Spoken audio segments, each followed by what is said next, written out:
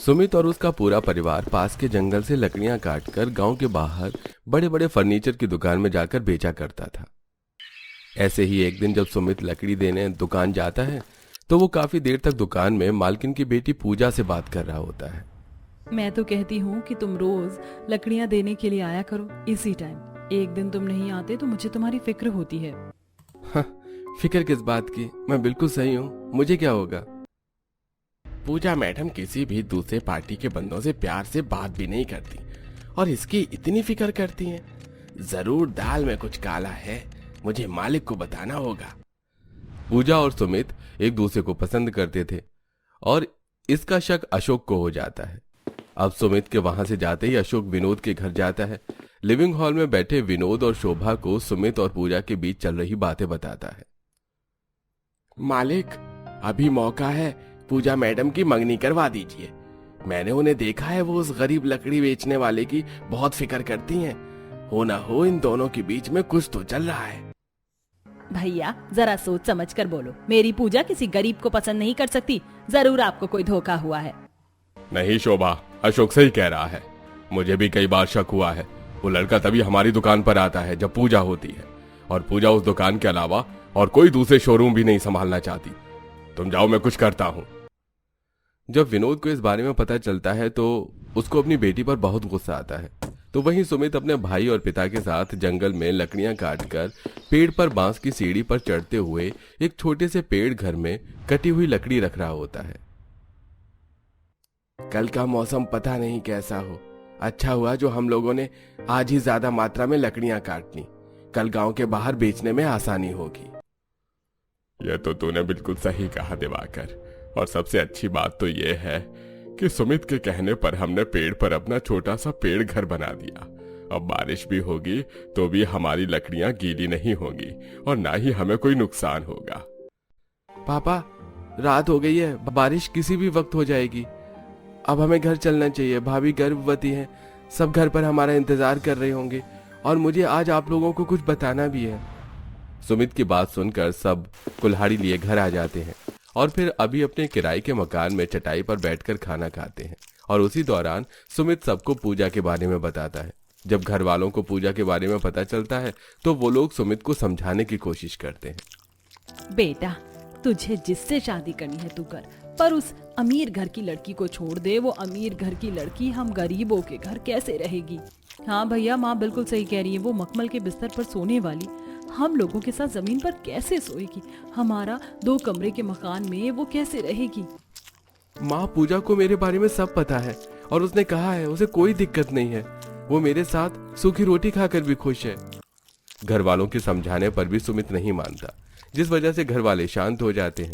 और अगले दिन जब पूजा अपनी फर्नीचर शॉप पर जाने के लिए तैयार होती है तो उसके पिता उसके कमरे में आकर उससे कहते हैं, पूजा बेटी, आज तू रहने दे, मैं दुकान पर जा रहा हूँ।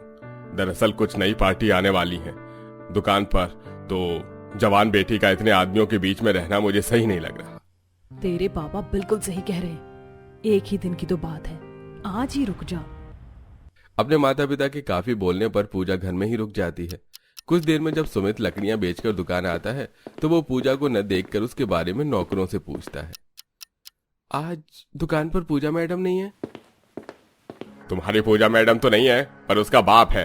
क्यों बे, तुझे क्या लगा तू मेरी मासूम भोली बेटी को अपने प्यार के जाल में फंसा लेगा और मैं अपनी बेटी की शादी तुझ जैसे गरीब से कर दूंगा?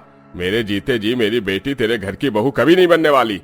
अभी मौका है, मेरी बेटी को छोड़ दे। हम दोनों एक दूसरे को बहुत पसंद करते हैं, मैं उसे नहीं छोड़ सकता। अगर मैंने उसे छोड़ दिया तो वो जीते जी मर जाएगी। अगर तूने मेरी बेटी को नहीं छोड़ा तो हम तुझे जीने लायक नहीं छोड़ेंगे। इतना बोलकर गुस्से में आकर विनोद अशोक के साथ मिलकर सुमित की काफी पिटाई करता है और अधमरी हालत में उसे उसके घर भिजवा देता है।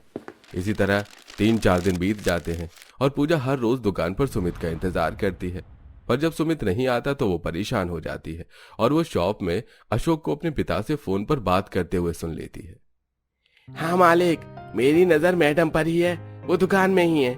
पर क्योंकि कुछ दिनों से वो गरीब दुकान नहीं आया, इसलिए मैडम काफी परेशान है। इसका मतलब पापा को मेरे और सुमित के बारे में पता चल गया, इसीलिए उन्होंने उस दिन मुझे दुकान नहीं आने दिया। सुमित की तबीयत ठीक तो है?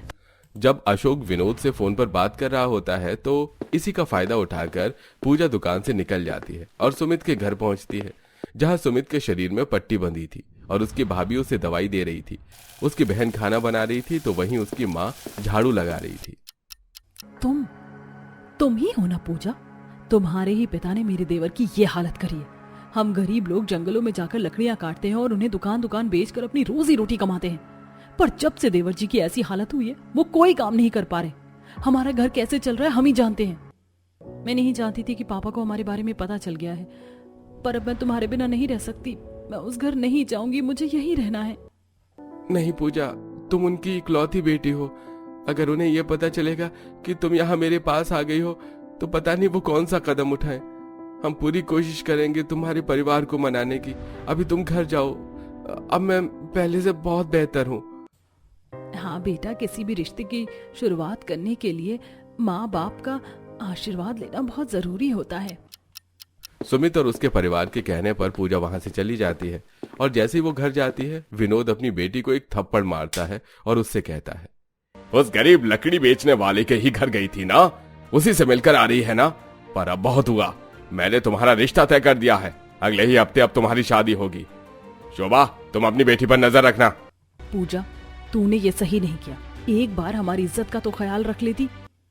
जब आप लोगों को मेरा ख्याल नहीं है, मेरी खुशी का ख्याल नहीं है, तो मैं आप लोगों का ख्याल क्यों रखूं? रोती हुई पूजा अपने कमरे में चली जाती है। देखते ही देखते एक हफ्ता बीत जाता है और शादी का दिन भी आ जाता है, पर पूजा अपने घर वालों को नहीं मना पाती। इसीलिए वो शादी वाले दिन ही लहंगे में सजी अपने कुछ कपड़े और पैसे लेकर मौका देखकर शादी से भागकर सुमित के घर आ जाती है, जहां सुमित अपने भाई और पिता के साथ कुछ लकड़ियां लेकर आता है। अच्छा हुआ सुमित जो तुम आ गए। मेरे पापा कभी तुम्हें नहीं अपनाएंगे। अब हमें शादी कर लेनी चाहिए। आज मेरी शादी थी, वो जोर जबरदस्ती मेरी शादी करवा रहे थे, पर मैं वहां से भाग चुकी हूँ। अब मैं वहां नहीं जाऊंगी। अगर तुमने भी मुझे नहीं अपनाया तो आज मेरी इस घर से लाश उठेगी। पूजा, तुम रो मत। अब मैं तुम्हें यहाँ से कहीं नहीं भेजूंगा। अब हम साथ में रहेंगे। अगर तुम बच्चों ने फैसला कर ही लिया है साथ रहने का, तो हम कल सुबह ही तुम दोनों की शादी करवा देंगे। अभी रात हो चुकी है और बाहर तेज आंधी तूफान चल रहा है। क्योंकि बाहर काले बादल छाए हुए थे, इसलिए वो लोग सुबह होने का इंतजार करते हैं। अब जैसे ही सुबह होती है तेज बारिश होने लगती है। पता नहीं भगवान ने हमारे बच्चों की किस्मत में क्या लिखा है। इस बारिश को भी अभी होना था। पापा, जैसे ही बारिश रुकेगी आप पूरे परिवार के साथ मंदिर जाकर पूजा और सुमित की शादी करवा देना। मैं लकड़ियां बेचने चला जाऊंगा। अगर हम सब घर में बैठे रहे तो घर चलाना मुश्किल हो जाएगा, क्योंकि अब घर में एक नहीं दो बहुएं हैं। दिवाकर बारिश में भीगता हुआ जंगल जाता है और बारिश रुकते ही लकड़ियां काटकर सारी लकड़ियों को जमा करके पेड़ घर में रख देता है। तो वहीं पूरा परिवार पूजा और सुमित की शादी मंदिर में करवा देते हैं। वहीं सुबह होते ही विनोद, अशोक और अपने कुछ गुंडों के साथ सुमित के घर और उसके मकान मालिक का पता करके उसके पास जाता है, जिसके घर में सुमित का परिवार किराए पर रह रहा था। नहीं मालिक, मैं उन्हें घर खाली करने को नहीं बोल सकता। बाहर देखो, बारिश शुरू हो गई है। इस बारिश में वो गरीब परिवार कहाँ जाएगा? आप नहीं जानते वो लोग इतने गरीब हैं, पर फिर भी एडवांस किराया देकर रखते हैं। मैं इतने अच्छे किराएदार को घर खाली करने के लिए नहीं कह सकता। तभी विनोद मकान मालिक का कॉलर पकड़ लेता है। अगर तूने उन गरीबों को बेघर नहीं किया तो मैं तुझे बेघर कर दूंगा। अरे तुम सब खड़े खड़े मुंह क्या देख रहे हो? घर में जितना भी सामान रखा है सब तोड़ना शुरू करो। नहीं भाई साहब, अपने गुंडों को रोक दीजिए। मैं उन लोगों को घर से निकाल दूंगा। मैं अभी छाता लेकर जा रहा हूँ। विनोद की धमकी सुनकर मकान मालिक डरता हुआ बारिश में ही छाता लेकर सुमित के घर पहुंचता है और उन्हें घर खाली करने को कहता है। भैया, हमने तो इस महीने का किराया भी भर रखा है। हम इस बारिश में कहाँ जाएंगे? मेरी एक बहू गर्भवती है और दूसरी बहू आज ही शादी करके घर आई है। आपके घर बहू नहीं आफत आई है अम्मा जी। आप कृपया करके मेरा घर खाली कर दीजिए, वरना आप लोगों के चक्कर में मैं बेघर हो जाऊंगा। ठीक है मालिक, हमें थोड़ा समय दो। हम अपना सामान पैक करके शाम होने से पहले घर खाली कर देंगे।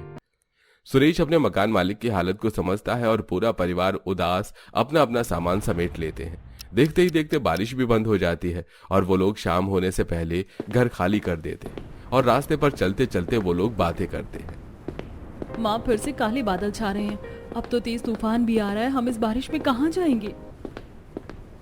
माँ जी, हमारे सर पर अब कोई छत नहीं है, रात कहाँ बिताएंगे? कुछ ही देर में अंधेरा हो जाएगा, अब हम क्या करें? मैं आसपास में बात करके आता हूँ।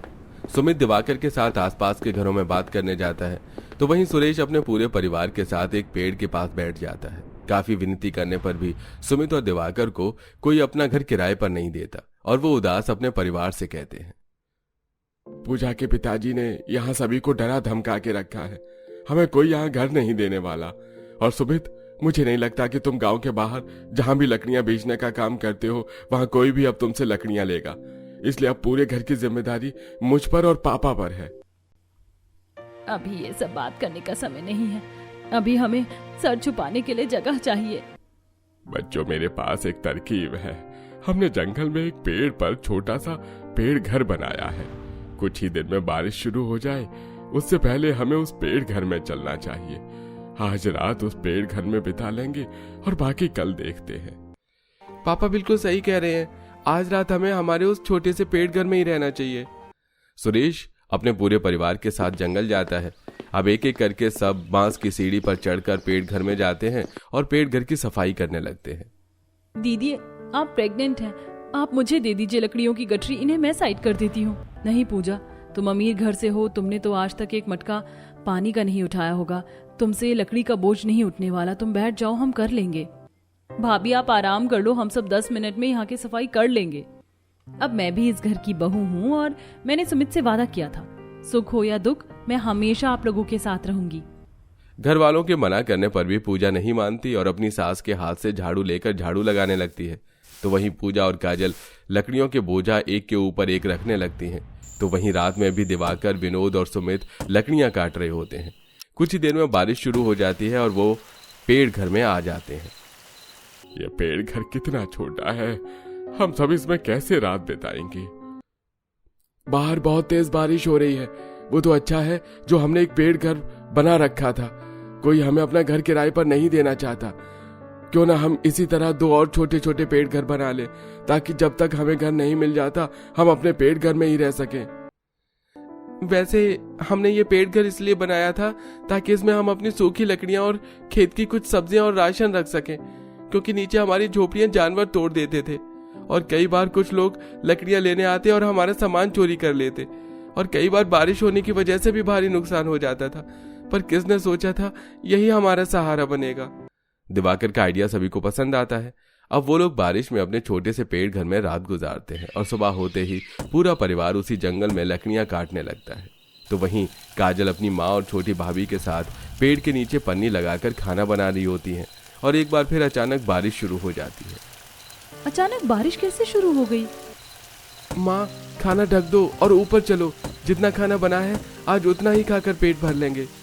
बारिश की वजह से सभी लोग घर में जाते हैं, पर सुमित और दिवाकर अपने पिता के साथ दोबारा नीचे आते हैं और बारिश कीचड़ में भी पेड़ों की कटाई करते हैं, उनकी घिसाई करते हैं और लकड़ियों के टुकड़ों को जोड़कर पेड़ घर बनाने की तैयारी कर रहे होते हैं। इसमें अब पूजा भी पूरा साथ देती है। वो भी भारी भारी लकड़ियां उठाकर सुमित को देती है और काम करने से पूजा के हाथों में छाले आ जाते हैं।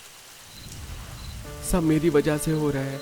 कहाँ तुम अपने मायके में रानी बनकर रहती थी और यहाँ तुम्हारी वजह से कुछ नहीं हुआ, इन सब की गुनाहगार तो मैं हूँ। मेरे पापा ने हम लोगों को बेघर कर दिया और आज ये नौबत आ गई कि हमें पेड़ घर बनाना पड़ रहा है। बस कुछ दिन की और मेहनत है, फिर हमारा पेड़ घर बनकर तैयार हो जाएगा। पूजा न तो खुद हिम्मत हारती है और न ही सुमित को हार मानने देती है। इसी तरह कुछ दिन बीत जाते हैं और वो लोग अपना पेड़ घर बनाते हैं। एक पेड़ घर जो बना हुआ था उसमें उन्होंने रसोई बना ली थी और बाकी बने 2 घर में उन्होंने रहने का इंतजाम किया, जिसके बाद पेड़ घर में ही खाना बनाकर एक साथ सब खाते हैं। भले ही पेड़ घर है, पर अपने घर में कितना सुकून मिल रहा है। मुझे तो अपना ये पेड़ घर भी प्यारा लगा। सब लोग कितने खुश हैं, पर इन लोगों को आज मेरी वजह से पेड़ घर में रहना पड़ रहा है। अब मुझे भी काम करना होगा, पर मेरे पास अभी तो कोई डिग्री ही नहीं है। सब घर पर है, कोई मुझे नौकरी पर क्यों रखेगा। पर मैं भी हार नहीं मानूंगी। आज तक मैंने अपने घर में नौकरानियों का इंटरव्यू लिया है, उन्हें रखा, पर अब खुद नौकरानी का इंटरव्यू देने जाऊंगी। पूजा, तुम क्या सोच रही हो? खाना खाओ। पापा की वजह से तुम्हारा काम नहीं चल रहा है, इसलिए मैंने सोचा है कि अब मैं भी काम करूंगी। ठीक है पूजा, अगर तुम काम करना चाहती हो तो हमें कोई परेशानी नहीं है। सुमित हर कदम में पूजा का साथ देता है। खाना खाकर सास जेठानी के लिए उसके पेड़ घर में एक मुलायम गद्दा तैयार करती है जिस पर जेठानी आराम से सोती है। वहीं दूसरे पेड़ घर में पूजा और सुमित सोते हैं और रसोई वाले घर में सास ससुर और नंद। और अगली सुबह होते ही पूजा काम की तलाश में निकल जाती है, पर अचानक से बारिश हो जाती है। इस बारिश को भी अभी होना था, पर मैं हार नहीं मान सकती। मैं इस कीचड़ और बारिश के पानी में ही जाऊंगी काम की तलाश में। पूजा बारिश और कीचड़ में भी घर घर जाती है और ये सब अचानक से विनोद अपनी गाड़ी में बैठा देख लेता है। अब पूजा के जाते ही विनोद उन घरों में जाता है और आंखों में आंसू लिए बाहर आता है। मेरी बेटी बारिश में कहीं नहीं जाती थी, उसे कीचड़ और गीला होना बिल्कुल भी पसंद नहीं था, पर इन गरीबों ने मेरी बेटी की ऐसी हालत बना दी है कि वो बारिश में नौकरों वाला काम देख रही है। मैं उन गरीबों को छोड़ूंगा नहीं, बस एक बार पता चल जाए वो लोग कहाँ रहते हैं। अपनी बेटी की ऐसी हालत देख विनोद और सुमित के परिवार से नफरत करने लगता है।